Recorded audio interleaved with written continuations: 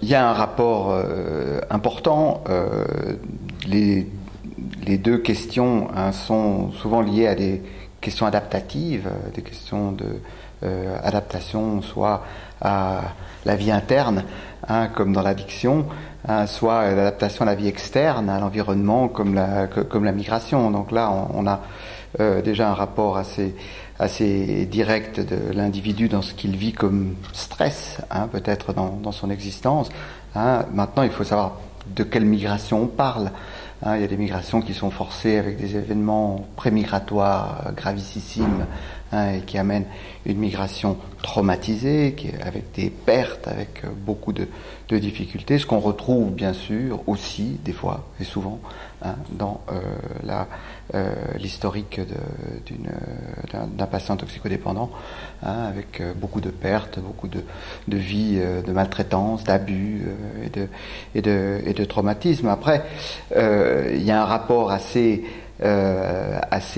étonnant que la question du statut influence énormément.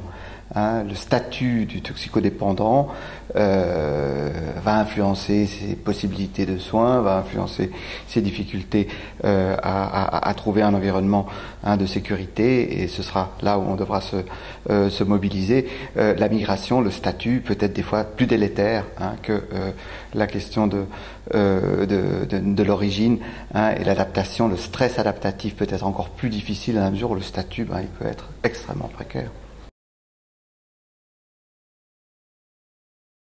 Tout est très variable. C'est vrai que y a des cultures qui sont très éloignées de la consommation de produits, où effectivement consommer c'est quelque chose, un tabou, on ne touche pas à ça, en fonction aussi du statut, que ce soit familial ou social qu'on peut avoir. Si on est un homme, une femme, c'est différent. Il peut y avoir effectivement dans la culture des éléments qui peuvent protéger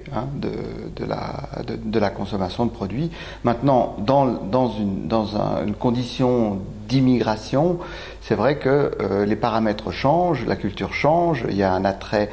pour tout ce qui peut être donné dans la société, donc c'est vrai que le contraste peut amener quelqu'un à être attiré par des consommations. Ça ne fait pas forcément un toxicodépendant, mais il y a aussi des environnements qui sont très incitatifs, des environnements qui peuvent être par exemple de socialisation extrêmement rapide et courte, parce que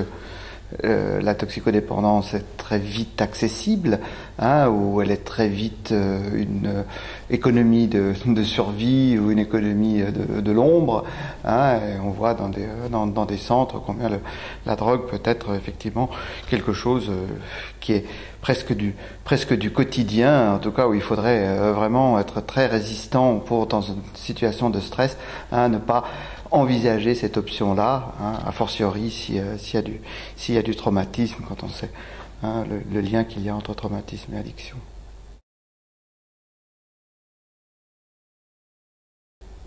Des contraintes liées à la migration, certainement, toutes les pertes d'un nouvel arrivant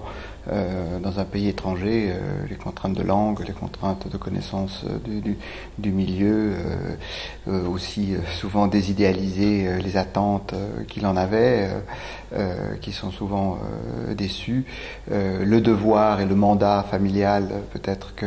la personne a eu, ou en fonction de où il se trouve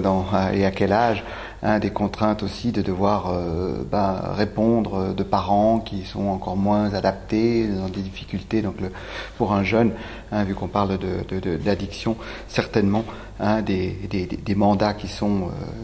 désignés ou des fois autodésignés, qui sont la parentification, qui fait que l'enfant ou l'adolescent ne vit pas en correspondance avec son âge.